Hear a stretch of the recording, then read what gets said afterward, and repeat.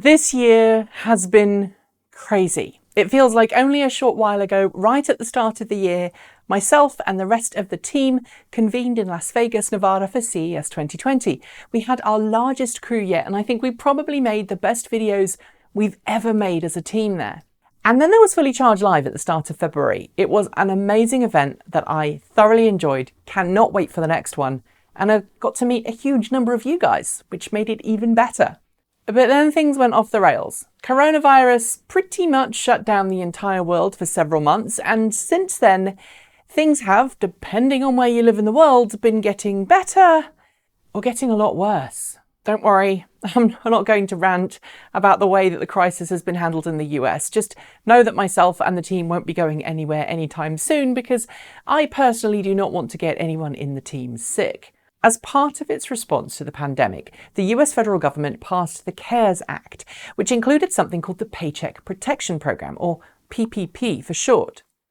Envisaged originally as a loan program to help small businesses continue to pay their employees and cover things like rent, utilities and mortgage interest during any mandated COVID-related shutdown, with a stipulation that if the businesses continued to make payroll, then the loan would be forgiven, it seemed like a great idea. And ever since its inception, the program has been particularly controversial.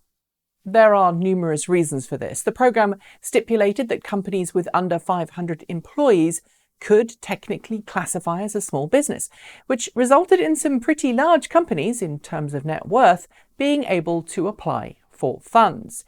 Even those companies with money in the bank could apply as long as they had less than 500 employees.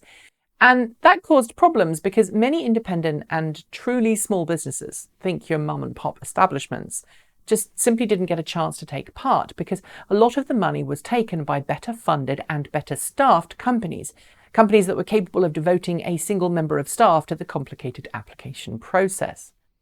But then there was the hasty way in which the program was rolled out, which in of itself caused headaches for those trying to apply for it, as well as those banks and financial institutions tasked with offering it.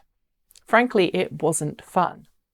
As a side, in the interests of transparency, and since some of you have actually asked me about this, no, this channel, this company did not apply for PPP.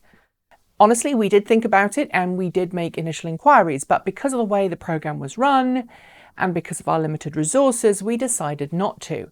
Since we didn't know how long this could last, we decided ultimately that flexibility was more appropriate for the company than relying on programs like PPP. And that's why we decided to ditch the downtown studio and go to the set you now see.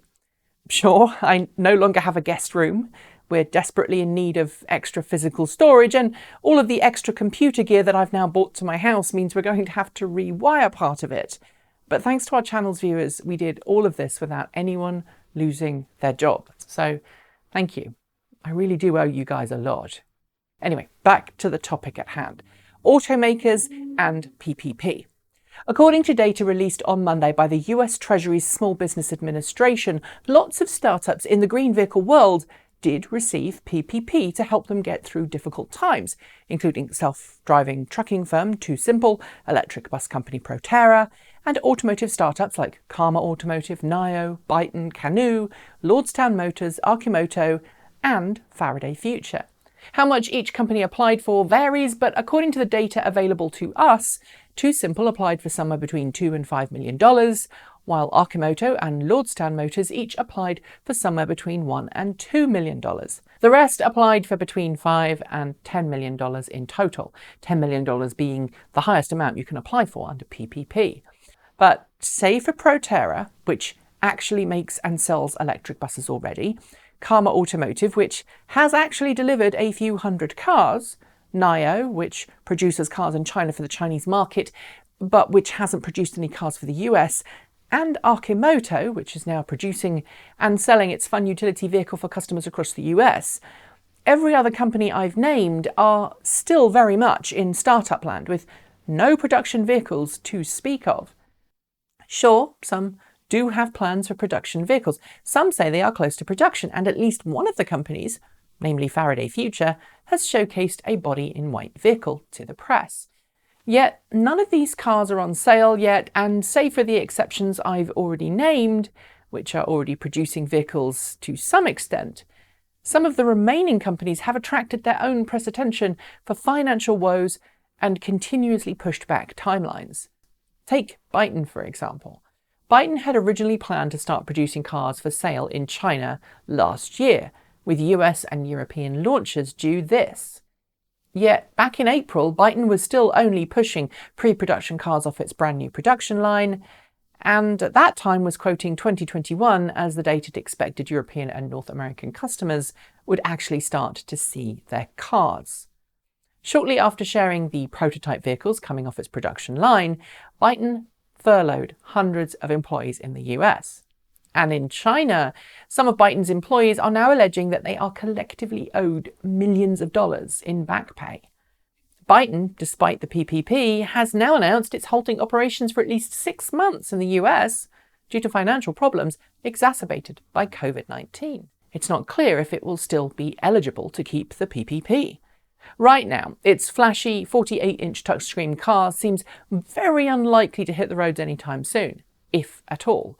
Things appear bleak, at least from outside. Granted, I don't have any inside information, but taking 6 months off is not looking good. If rumours are true about Karma Automotive, it's also in a similar state, with allegations flying from outlets like Jalopnik that it's about to enter bankruptcy. Karma went through its own layoff rounds last year, and the cars it's produced have been plagued with safety recalls. Again, I'm not able to corroborate the claims made of it, but again, from the outside, it does not look good, based on the information that we do have. There's Faraday Future, a company that has a new lease of life since the departure of its founder, YT Jia, who, as it appeared last week, completed his personal bankruptcy process.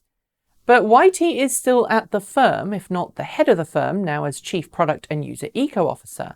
And he said last week that the company is looking to, quote, quickly complete its IPO.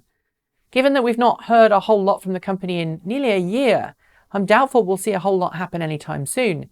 And frankly, it feels like PPP is just delaying the inevitable.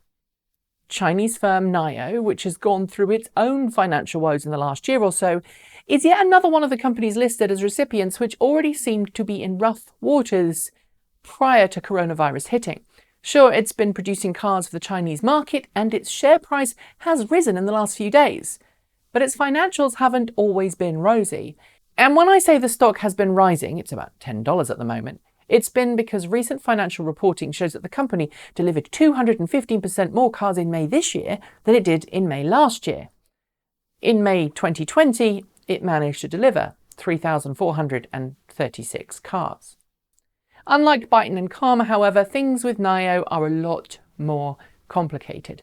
Niro has been fed significant amounts of cash in recent months by investors in China, and it's recently also sold $428 million worth of American depository shares. That, combined with the PPP, should help it through the next few months.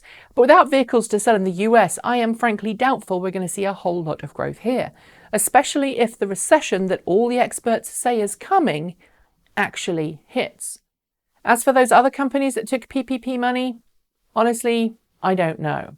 Arcimoto recently announced a partnership with Monroe Associates to help it turn the corner and reach profitability. Unlike other companies, I do have hope for Arcimoto because it's actually making vehicles and it's a far smaller operation, which means it's more flexible than some of the other companies listed. It's also a niche market vehicle, which some of those other firms do not have. By the rules of PPP, all of these firms have less than 500 employees, and larger firms like Tesla and Rivian just weren't able to apply.